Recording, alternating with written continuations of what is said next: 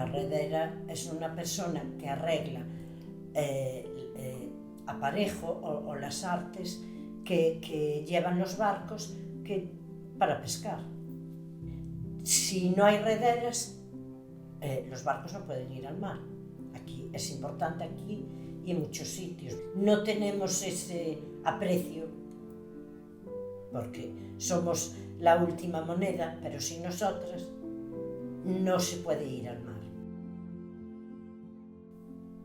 Bueno, yo me llamo María Teresa, tengo 62 años y debo de llevar cerca de 40 años trabajando en esto, desde que tengo 20 y pico. Que mi padre tenía una lancha, mi madre también era redera y pues desde que empiezas a aprender con ellos y luego ya se hizo un trabajo.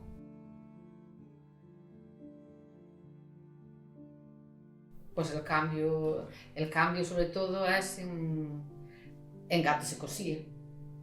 Por ejemplo, las redes estas de la volanta se cosían, arreglabas todo, venían, se arreglaban, se cosían los agujeros, se hacían enmendos y ahora todo se corta, se limpian y se pone nuevo, todo nuevo. Ahora, por ejemplo, las cuerdas son de otra manera. Antes tenías que mazar el plomo, ahora ya no. Donde antes nosotros, por ejemplo, en una chabola de estas, podías estar 4, 5, incluso 6 sí. Para un barco. Ahora para un barco a lo mejor con 2 sí. Ya llega.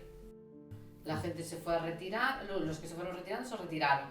Y pues muchas que hubo que, por ejemplo, cuando los barcos van al bonito y todo eso que te quedas sin trabajo, muchas buscaron en limpieza de hogares y sitios, se fueron buscando la vida como pudieron, de otra manera y tal, y después que claro, la gente se fue retirando y no hubo gente para el sitio. Y entonces, poco a poco, no va quedando nadie. Cuando nos retiremos, pues seguramente. Vendrá. Algo. Y a lo mejor igual de aquella. Claro. Que se pagan mejor. Claro.